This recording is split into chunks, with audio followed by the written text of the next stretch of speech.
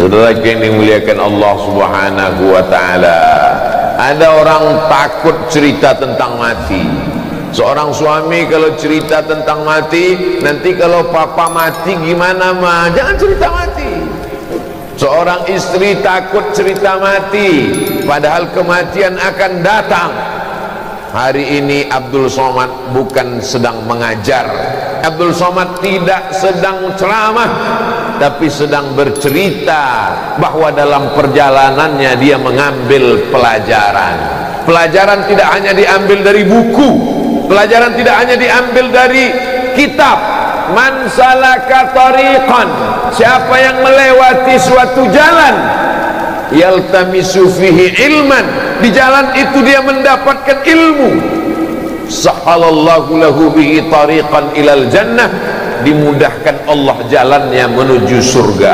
Makanya kalau kita jalan-jalan itu matanya dibuka, supaya ketika di jalan itu kita banyak dapat pelajaran-pelajaran. Di antara pelajaran yang saya dapat dalam perjalanan saya dari Samarinda ke Balikpapan adalah bahwa ternyata kalau kita ingat mati, harta kita akan kita habiskan untuk membangun masjid. Ternyata kalau kita ingat mati, kita tidak takut dan tidak khawatir. Kenapa masjid bisa sebesar ini? Jawabannya saya dapat subuh ini. Ternyata orang-orang masyarakat muslimin muslimat di sekitar masjid sudah sholat subuh 16 tahun, barulah bisa jamaahnya, masjidnya semuanya besar, tiangnya besar, kubahnya besar, jamaahnya besar, kursinya pun besar. Itu maka saya tak duduk di sini. Kalau saya duduk tenggelam, saya nampak betul saya kecil. Jamaah yang dimuliakan Allah Subhanahu wa taala, ini ulang tahun yang ke-16 safari subuh ini. Baru di masjid ini saya dikasih tahu oleh protokol, tidak diberitahu bahwa ini ulang tahun safari subuh yang ke-16. Kalau mau masjidnya besar, maka safari subuh. Dalam pikiran saya, kalau 16 tahun aja sebesar ini, apalagi kalau 25 tahun. Ini nampaknya masjidnya akan mengalami pembesaran terus. Semakin besar masjidnya, semakin luas tanah yang dipakai, semakin ramai jamaah, maka disitulah Allah akan menurunkan rahmatnya ke negeri ini. Negeri ini menjadi baldatun thayyibatun wa rabbun ghafur. Ada yang negerinya baldatun thayyibatun, negerinya baik, pekerjaan mudah, banyak uang, rumah mewah, mobilnya cantik, tapi Allah tidak Rabbun Ghafur, karena Allah tidak disembah. Pernikahan sejenis diizinkan, khamar dijual belikan, negerinya thayyibatun, tapi Allah tidak Rabbun Ghafur. Kita ingin bukan cuman baldatun thayyibatun, tapi kita ingin Rabbun Ghafur. Karena kalau cuman thayyibatun di dunia saja dapat, akhirat belum tentu. Kalau cuman thayyibatun baik di dunia, dunia hanya sementara, dunia hanya sekejap, setelah itu habis. Yang kekal abadi adalah walal akhiratu khairul laka minal ula, wal akhiratu khairu wa abqa. Akhirat lebih kekal, akhirat lebih abadi, dunia sekejap, hanya bernaung di bawah pohon yang rindang, karena panas cahaya matahari tidak sanggup melanjutkan perjalanan, bernaung sebentar. Abdul Somad dalam perjalanan dari Samarinda menuju Balikpapan, karena panas terik berhenti sebentar di bawah pohon yang rindang, sejuk, adem, ayem, sementara matahari redup. Begitu matahari redup, perjalanan akan dilanjutkan. Begitulah hidup di dunia ini, sementara saja. Menjadi pejabat sementara, menjadi orang kaya sementara, menjadi orang cantik sementara. Menjadi orang ganteng, gagah, perkasa sementara. Setelah itu yang kekal abadi hanyalah di surga atau di neraka. Di surga khalidina fiha abada, di neraka sama juga. Tapi insya Allah yang hadir di majelis ini semuanya masuk surga, tidak pakai transit di neraka. Yang tidak menyebutkan amin, hati-hati. Rabbana atina fid dunya hasanah wa fil akhirati hasanah wa qina azabannar. Orang yang cerdas bukan yang IP-nya 4. Orang yang cerdas bukan yang IQ-nya 200. Siapa orang yang cerdas? Kata Nabi, Al-Kayyis, orang yang cerdas, mandana nafsahu, dia tekan hawa nafsunya, dia tekan keinginannya. Wa amila lima ba'dal maut, yang dia pikirkan apa yang akan aku hasilkan setelah aku mati nanti. Ingin membuat sesuatu yang mewah, yang besar, yang megah, dia tekan keinginannya. Akhirnya tanah diwakafkan, di atas tanah dibangun masjid, dibangkitkan semangat jamaah untuk sholat subuh berjamaah, ditekan keinginan-keinginan hawa nafsu. Akhirnya itulah yang menjadi kekal abadi. Berapa banyak orang-orang kaya di dunia ini, begitu mati meninggalkan dunia, hartanya ditarik seperti harimau mendapatkan bangkai rusa. Satu mencakar kakinya, satu mengambil kepalanya, yang satu menarik ekornya, tulang-tulangnya dimakan semut, lemak-lemaknya dimakan rayap, habis tak tersisa. Mana yang kekal abadi? Masjid. Karena developer tidak akan mungkin mengambil masjid untuk buat perumahan. Kalau kuburan, hati-hati. Kuburan kalau tidak ditembok, diambil pemborong. Mohon maaf, pemborong, jangan tersinggung. Kalau tersinggung berarti pernah ngambil kuburan jadi perumahan. Saudara yang dimuliakan Allah Subhanahu wa taala, bercerita tentang keinginan hawa nafsu tidak pernah cukup. Sudah punya satu mobil, mau dua. Sudah ada satu rumah, mau bertambah. Ada kebun 5, 10, 20 hektar, mau sejauh mata memandang. Yang bisa menekan hawa nafsu hanyalah mengingat kematian. Aksiru, perbanyaklah, min zikri, mengingat-ingat hadimal ladzat, dia yang menghancurkan segala kelezatan. Kalau dia sudah datang, lezatnya makanan hanya sejengkal di tenggorokan, hilang. Kalau dia sudah datang, lezatnya pandangan hanya di pelupuk mata, melayang. Kalau dia sudah datang, lezatnya pendengaran hanya sampai ke gendang telinga, hilang. Banyak-banyak mengingat dia. Siapa dia? Nasihat yang tak berbunyi, nasihat yang tak bersuara, nasihat yang tak berhuruf. Dia hanya diam, tapi dia pasti datang. Ustadz Abdul Somad akan datang ke Masjid Thaibah. Rupanya sudah diumumkan 3 tahun yang lalu. Hari ini baru datang. Pejabat akan datang, balehonya dipasang, karpetnya sudah dibentang, batal datang. Tapi kematian tak pernah disambut. Ada di antara bapak ibu yang pernah menyambut kematian? Ahlan wa sahlan wahai kematian. Pernah bapak ibu ada menyambut grup selamat datang wahai kematian?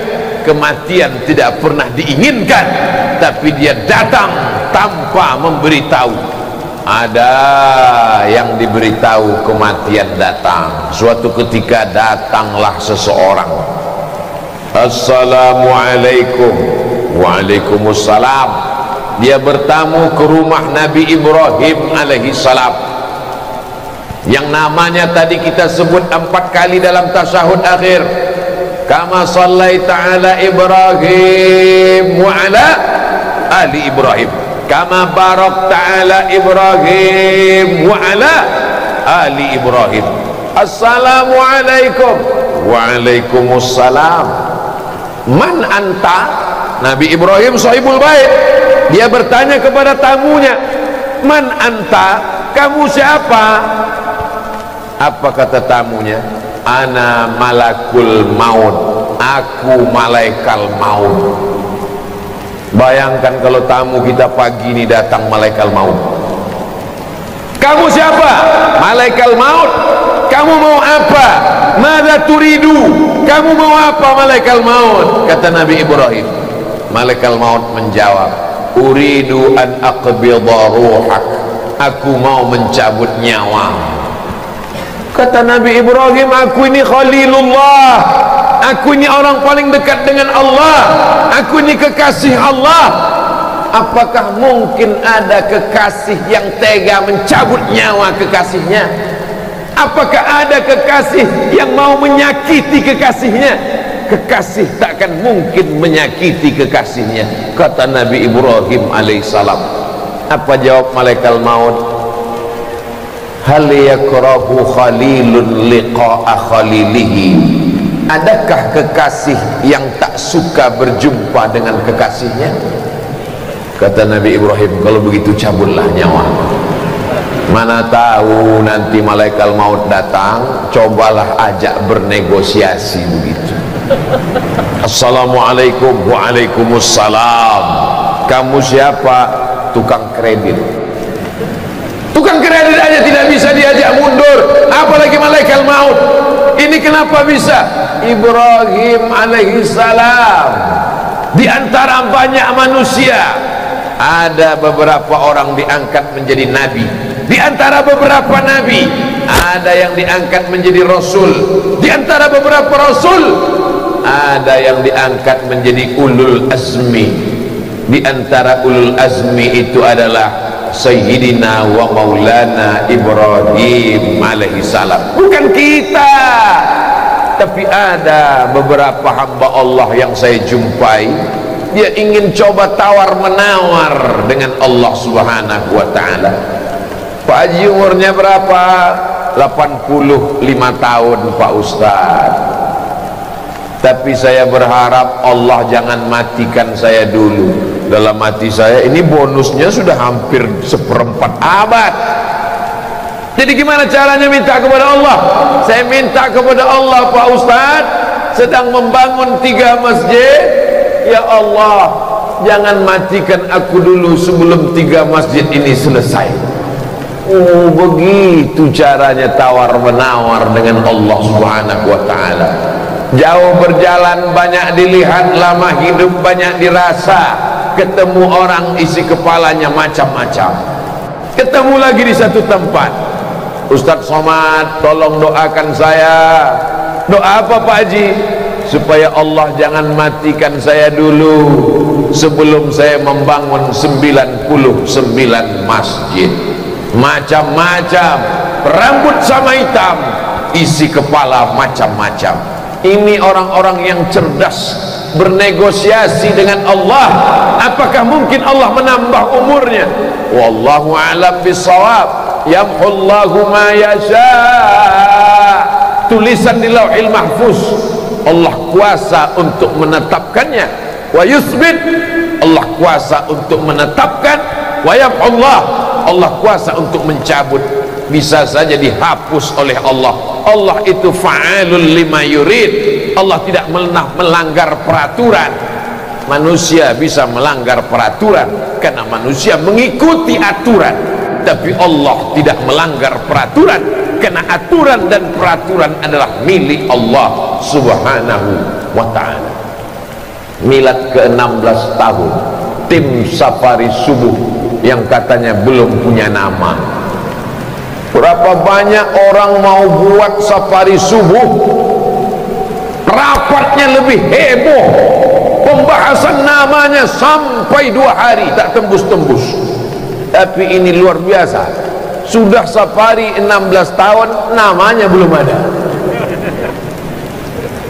Menjalin ukhuwah Islamiyah, tidak ditanya sukumu apa, apakah kau Bugis, apakah kau Banjar, apakah kau Makassar, apakah kau Jawa, apakah kau Madura, apakah kau Melayu, karena engkau diikat oleh ukhuwah Islamiyah asyhadu an la ilaha illallah wa asyhadu anna Muhammadan Rasulullah. Bersama Tuan Guru Profesor Dr. Haji Abdul Somad LCMA, saya cuma sedang memeriksa detailnya udah lengkap apa belum. Semua sudah, Tuan Guru sudah, Profesor Dol sudah, Doktor sudah, LC sudah, MA sudah.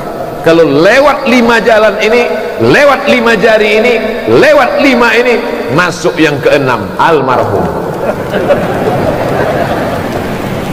9 September 2021, Masjid At-Thayyibah, Dondang. Kasihan fotonya kecil-kecil. Oleh ibu-ibu ini sebesar kacang goreng, kecil-kecil. Tapi rupanya yang gambarnya kecil-kecil tak kelihatan sebesar semut hitam itulah yang boleh jadi lebih dulu masuk surga Allah Subhanahu wa ta'ala.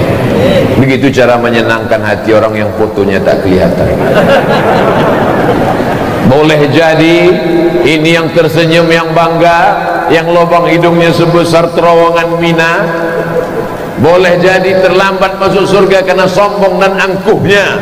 Dikasih kursi, diberikan mikrofon, diberikan air minum, disiapkan kamera, muncul angkuhnya, datang sombongnya, datang takburnya, la yadkhulul jannah, tak masuk surga. Man kana fi qalbihi, siapa yang dalam hatinya mithqala habbatin min khardalin min kibrin, ada sombong sebesar biji sawi, maka doakan supaya Abdul Somad tidak ada angkuh sombong dalam hati, supaya dia bisa masuk surga Allah Subhanahu wa ta'ala. Dah selesai, diaminkan orang sebanyak ini. Apa enggak duluan masuk surga? Begitu yang kecil-kecil ini masuk surga, mereka semuanya terkejut. Loh, kok yang besar sudah ada duluan? Amin. Saudara yang dimuliakan Allah Subhanahu wa ta'ala, masalah masuk surga pasti. Siapa yang ragu masuk surga berarti meragukan janji Nabi Muhammad sallallahu alaihi wasallam. Man qala la ilaha illallah, siapa yang mengucapkan la ilaha illallah Muhammadur Rasulullah, dakhalal jannah. Belum ngomong, belum bicara, belum pandai menggerakkan lidah, kita sudah mengucapkan la ilaha illallah di dalam hati kita. Ketika bapak kita mengazankan ke telinga kita, asyhadu an la ilaha illallah,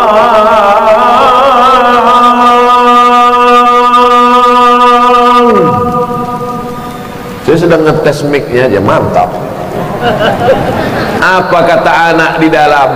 Mulutnya belum pandai bicara, tapi hati kecilnya mengikuti. Asyhadu an la ilaha illallah, asyhadu anna Muhammadar Rasulullah.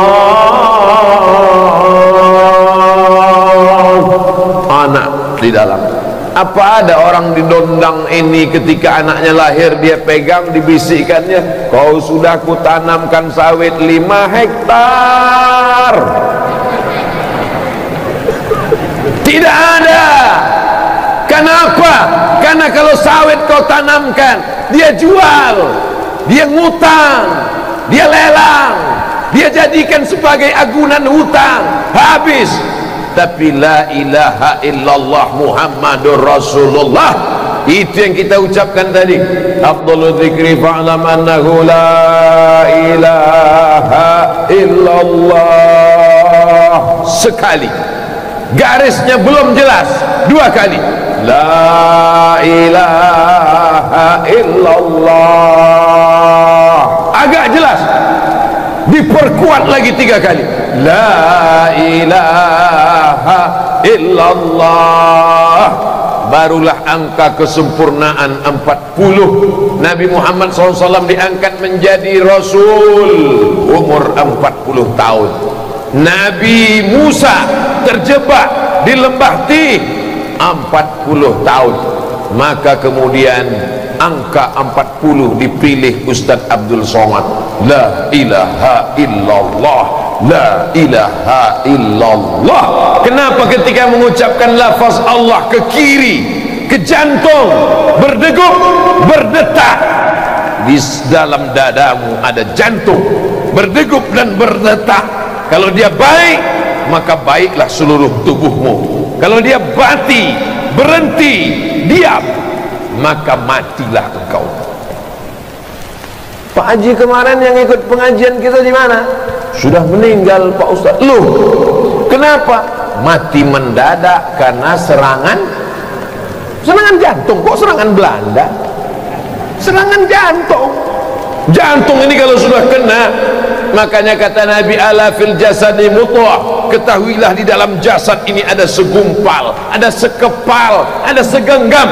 Idza salahat salahal jasadu kulluh, kalau dia baik maka seluruh tubuh menjadi baik. Wa idza fasadat, kalau dia rusak, maka inilah letaknya jantung. Di dalam ini ada hasad, di dalam ini ada dengki, di dalam ini ada dendam kesumat, di dalam ini ada syirik, di dalam ini ada munafik, di dalam ini ada kufur. Dipukul dia dengan palu bodam, dipukul, dihajar, dibantai supaya hilang karat-karatnya dengan la ilaha illallah. Allah itu jantung. Itu bukan asal-asal goyang kepala aja. Ini banyak orang zikir tengoknya goyang pula. Saudara yang dimuliakan Allah Subhanahu wa taala, ada karat-karatnya. Besi itu kalau dalam tanah dia berkarat. Bagaimana mencopot, melepas karatnya? Melepas karat jantung. Jantung atau hati Pak Ustaz? Ustaz Somad bilang jantung, kata guru kami hati. Saya tidak mau kelahi. Ya udah kita pakai dua-duanya, jantung hati. Saudara yang dimuliakan Allah Subhanahu wa taala, makanya Allah mengajarkan Nabi Muhammad sallallahu alaihi wasallam, dan dia mengajarkan kita, ya muqallibal qulub, wahai engkau yang membolak-balikkan hati, membolak-balikkan jantung, membolak-balikkan jantung hati. Sabbit qalbi, kokohkan hatiku, ala dinik, dalam agamamu, wa ala ta'atik, dalam ketaatan kepadamu. Ini bisa istiqomah 16 tahun, maka tak lain tak bukan, pastilah karena jantungnya baik. Dan jantung yang baik itu salah satu cirinya, kata dokter, tidak tidur pagi. Jangan tidur pagi, karena efeknya akan membuat stroke ringan. Stroke ringan karena detak jantung tidak normal, menyebabkan darah tidak dihembuskan ke otak, otak kurang asupan oksigen. Ini tidak perlu saya teruskan karena nanti dokter pun kebingungan mendengarkannya. Man takallama fi ghairi fannihi atabil ajaib. Siapa yang bicara tidak pada bidangnya, ngomongnya ajaib-ajaib. Di dalam badan kita ini ada darah beberapa liter. Kalau darah itu tumpah maka kita mati. Darah itu mesti bergerak. Kalau darah tidak bergerak dia membeku. Kalau tak percaya potonglah ayam, darahnya tampung di dalam piring, membeku. Maka darah mesti terus bergerak. Yang membuat darah bergerak, jantung berdegup dan berdetak. Peganglah jantung sebelah kiri. Kalau masih berdegup, alhamdulillah. Kalau sudah tak berdetak, kasih tahu panitia. Kain kapan sudah siap. Ketika jantung berdegup, ketika jantung berdetak, darah dia semburkan naik ke otak. Dia membawa oksigen di dalam darah. Makanya darahnya mesti encer, darahnya mesti cair. Apa yang menyebabkan darah berat, membuat jantung menjadi susah untuk memompa darah? Karena di dalam darah banyak kolesterol, di dalam darah banyak lemak, di dalam darah banyak minyak, di dalam darah. Tapi ketika orang bersujud, rukuk, Allahu Akbar, maka jantungnya ringan, karena dia tidak terlalu tinggi naik ke atas, sejajar. Kalau sekarang ini mendaki berat, giginya gigi satu, enggak pakai ini metik Pak Ustaz, terserahlah mau metik, berat mendaki ke atas. Ini letak jantung, ini letak otak, dari jantung naik ke atas 3 jengkal, susah, berat, dibuat dia datar. Allahu Akbar, subhana rabbiyal azim wa bihamdihi, subhana rabbiyal azim wa bihamdihi, subhana rabbiyal azim wa bihamdihi, sami Allahu liman hamidah, rabbana lakal hamdu mil'us samawati wa mil'ul ardi wa mil'u ma syi'ta min syai'in ba'du. Lalu kemudian dibuat dia ringan. Kenapa? Jantungnya di atas, otaknya di bawah. Tapi ada juga orang berdiri, otaknya di bawah. Di sini otaknya. Orang beriman ketika sujud, otaknya di bawah, di dekat lantai, jantungnya di atas. Itu hanya ada pada orang beriman ketika dia bersujud. Subhana rabbiyal a'la wa bihamdi, subhana rabbiyal a'la wa bihamdi, subhana rabbiyal a'la wa bihamdi. Paling afdal 7 kali subhana rabbiyal a'la wa bihamdi, subhana rabbiyal a'la wa bihamdi. Kalau 7 kali itu, maka darahnya lancar ke otak, oksigennya sempurna ke otak. Kenapa ada orang sholat tapi bisa stroke ringan? Kenapa orang sholat tapi otak jantungnya tidak sehat? Karena sholatnya seperti pohon bambu ditiup angin. Allah. Tasbihnya seperti gorengan panas masuk ke lidah.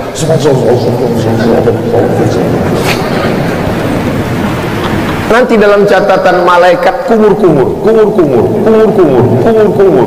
Bukan tasbih, bukan tahmid, bukan takbir. Nikmati solat. Ada rasa nikmat, zauk, ada rasanya bahwa kita sedang berhadapan dengan Dia, pencipta alam semesta. Kita bukan menghadapi bupati, bukan berhadapan dengan gubernur, bukan berhadapan dengan polisi, bukan berhadapan dengan tentara, tapi kita berhadapan dengan Rabbil Alamin, pencipta alam semesta. Kadang kita ini lebih takut berhadapan dengan atasan daripada dengan Allah. Kalau atasan yang menelpon, siapa? Sebentar lagi datang Pak. Kau besok datang jam 7 ya? Siapa? Jam 6.30 sudah datang. Tapi begitu Allah yang memanggil kita, hayya 'alas shalah, jam 3 belum sholat zuhur. Kok belum sholat zuhur? Waktu zuhur kan panjang. Ada saja alasan-alasan kita. Kalau mau cukup 1 dalil, tapi kalau tak mau 1000 dalil akan dibantah dengan 1001 dalil. Bukan hadis Nabi, dapat saya di grup WhatsApp. Saudara yang dimuliakan Allah Subhanahu wa taala, bisa pada waktu awal paginya sudah ringan jantungnya, maka ini hanya ada pada orang yang sholat berjamaah. Tidak mungkin bangun ujuk-ujuk sholat subuh, tidak. Kalau tidak sanggup bangun jam 1 malam, tidak sanggup bangun jam 2 malam, bangunlah 1 jam sebelum azan subuh.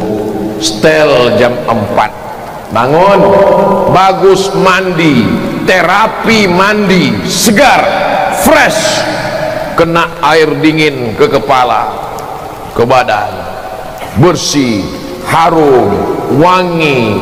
Jangan makan bawang putih, makan bawang merah, tidak gosok gigi, masuk ke masjid. Hadis Nabi, bukan kata saya, bukan kata Abdul Somad. Man akala basalan, siapa yang makan bawang merah, au sauman, makan bawang putih, falyatazil masjidana, jangan dekat-dekat masjid kami. Ibu jangan khawatir, jangan gara-gara ini lalu pulang semua bawang dibuang, jangan. Maksudnya di situ orang Arab makan bawang putih, bawang merah mentah, tidak gosok gigi, itu maksudnya. Tetap makan bawang merah, makan bawang putih, setelah itu gosok gigi. Kenapa Nabi menyuruh gosok gigi? Karena bau busuk menyebabkan malaikat tidak turun membawa rahmat. Innal malaikata tata'adza, malaikat tersakiti, tidak suka bau busuk. Makanya kalau di majlis para habaib dihidupkan asap-asap gaharu, dihidupkan bukhur yang dijual di Makkah, bukhur yang dijual di Madinah. Kami dulu ketika masih menjadi mahasiswa dari Mesir, naik kapal laut ke Jeddah, dari Jeddah naik mobil ke Makkah, melihat asap-asap, berdiri di dekat asap, tarik asap, biar supaya harum semerbak. Ini namanya parfum gratis untuk mahasiswa. 1 onnya, 1 milinya, harganya mahal. Kita yang tidak tahu masih anak mahasiswa, rupanya ini gaharu berasal dari Pulau Kalimantan. Di tengah hutan belantara ada satu pohon gaharu cendana, dijadikan orang Melayu sebagai pantun. Sudah gaharu cendana pula, sudah tahu bertanya pula, katanya. Di dalam batangnya itu ada hitam, lalu kemudian dia berminyak, minyaknya itulah dijadikan parfum. 1 botol kecilnya 40 juta. 40 juta. Jarang orang mau pakai parfum ini, karena kalau dipakai teman-teman minta itu semakin berkurang menetes air mata, saking mahalnya. Saudara yang dimuliakan Allah Subhanahu wa taala, makanya kalau di majelis para habaib dihidupkan bukhur asap. Orang-orang yang belum ngaji, yang baru taubat, akhirnya saling berbisik, kenapa pakai asap? Mungkin manggil jin. Tidak ada hubungannya dengan jin, itu untuk mengharumkan suasana. Lalu kenapa di Masjid Thayyibah Ustaz Somad ceramah tidak ada asapnya? Karena sudah harum semerbak semuanya, insyaallah wangi. Tapi tadi waktu kami duduk di belakang, tiba-tiba datang lalat satu. Lalatnya hinggap ke saya pula. Ya Allah, dalam hati saya, tak tahulah ustaz nih, lalat nih bahwa ini ustaz. Ternyata lalat tak bisa membedakan. Susah untuk meyakinkan lalat bahwa bunga mawar itu lebih harum daripada sampah.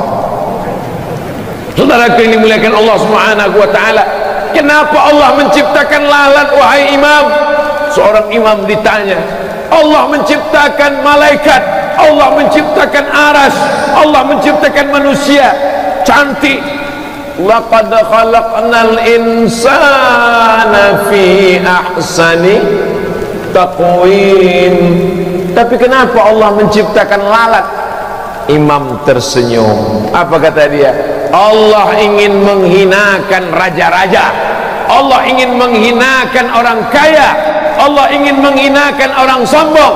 Diciptakannya lalat. Lalat tidak bisa membedakan mana gubernur, bupati, wali kota, presiden, menteri, kepala dinas, kepala kantor, kepala badan. Asal nampaknya hidung, dia hinggap. Lalatlah yang mampu menghinakan orang-orang yang merasa hebat dengan dirinya. Kenapa tiba-tiba kita masuk ke pembahasan tentang lalat? Karena bau. Malaikat tak suka pada yang bau. Maka paling bagus pagi itu mandi bersih, setelah itu salat sunnat wudu.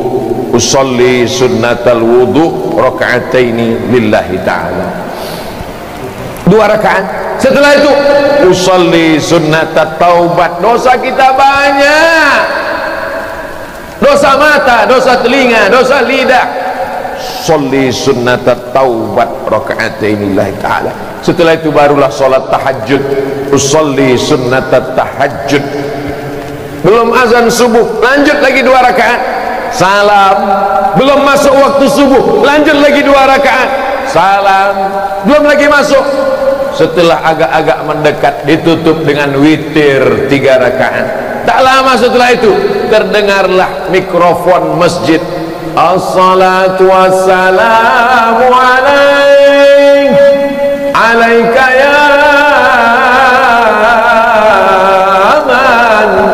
ya man asra bikal muhaiminu layla lama setelah itu barulah azan. Langkah demi langkah tapak kaki melangkah ke masjid. Bapak rumahnya di mana? Di sana. Kendaraannya mana? Saya jalan kaki Pak Ustadz. Mantap. Setiap langkah kaki, langkah pertama menghapus dosa, langkah kedua mengangkat derajat, langkah ketiga menghapus dosa, langkah keempat mengangkat derajat. Ya Rasulullah, rumah kami jauh dari masjid, kami mau jual rumah, kami mau jual tanah, kami mau pindah ke dekat Masjid Nabawi. Jangan, kata Nabi, jangan pindah dekat Masjid Nabawi. Kau tetap di sana, datang berjalan, karena setiap langkahmu akan dicatat. Wa naktubu ma qaddamu wa asarahum wa kulla syai'in ahsaynahu fi kitabim mubin. Langkah-langkah tapak kakimu akan menjadi saksi di hadapan Allah Subhanahu wa ta'ala. Hari ini orang tidak mau jalan kaki. Setelah dokter spesialis tulang memberikan nasihat, barulah dia mau jalan kaki. Langkahkan kaki Anda 10.000 langkah sehari, kalau tidak Anda akan terkena osteoporosis.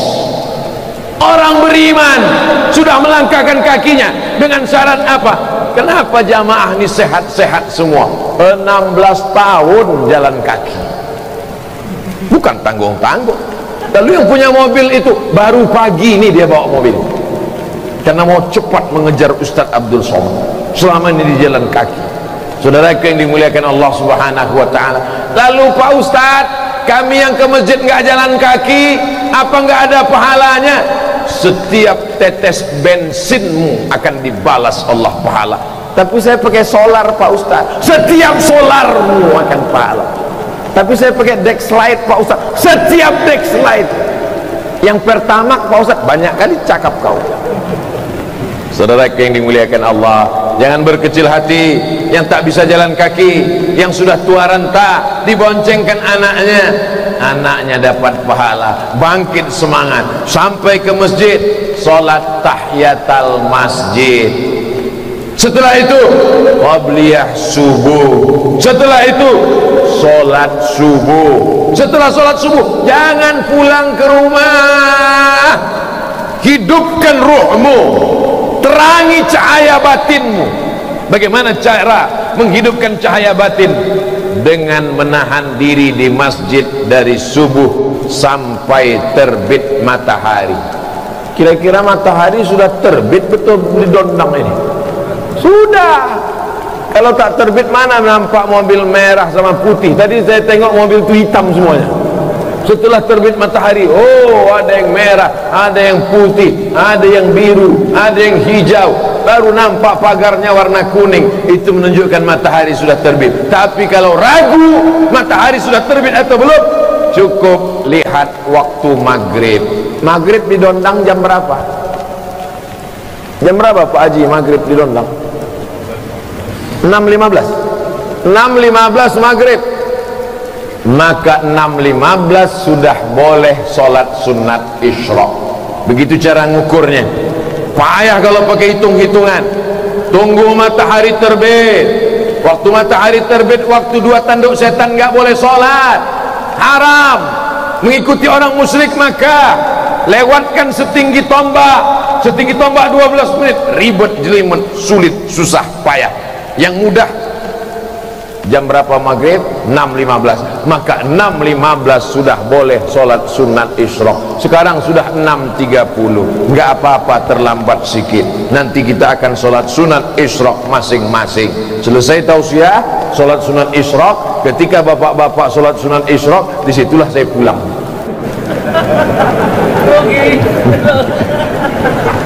Saudara yang dimuliakan Allah Subhanahu wa ta'ala, man shalla subha fi jama'atin, siapa yang salat subuh berjamaah, summa qa'ada yadhkurullah, duduk berzikir mengingat Allah, tidak keluar masjid, tidak sibuk dengan pasarnya, tidak sibuk dengan bisnisnya, tidak sibuk dengan batu baranya, tidak sibuk dengan karetnya, tidak sibuk dengan sawitnya, khusus sampai 6.15 berzikir subhanallah 100, alhamdulillah 100, Allahu akbar 100, salawat 100, fatihah 100, kul huwallah 100, qul falak 100. insyaallah begitu cara menghabiskan waktu.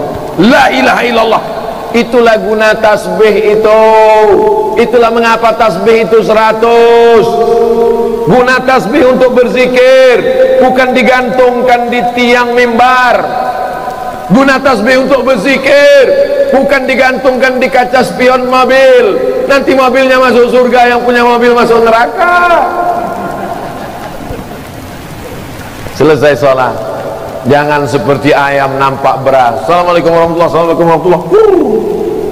Selesai sholat, berzikir, bertahmid, bertakbir. Setelah itu nampak jam 6.15, barulah sholat sunat isyraq. Usolli sunnatal isyraq raka'ataini lillahi ta'ala. Bertahan sampai 16 tahun. Orang yang bertahan, tidak berubah, tetap bertambah semangat, orang itu disebut dengan sifatnya namanya istiqomah. Maka kuberi nama majlis subuh ini dengan majlis subuh istiqomah. Allahu akbar. Orang yang istiqomah, apa balasannya? Innal ladzina qalu rabbuna Allah, orang yang berkata Rabbku Allah, aku sholat subuh berjamaah, aku berzikir, bertahmid, bertakbir, memuji Allah, tatanazzalu alaihimul malaikah, turun malaikat kepada mereka ketika akan mati sakratul maut. Sebelum malaikat maut mencabut nyawanya, turun malaikat. Apa kata malaikat? Allah takhafu, hai majlis istiqamah, hai safari subuh istiqamah, kecamatan Muara Jawa, Allah takhafu, jangan kau takut.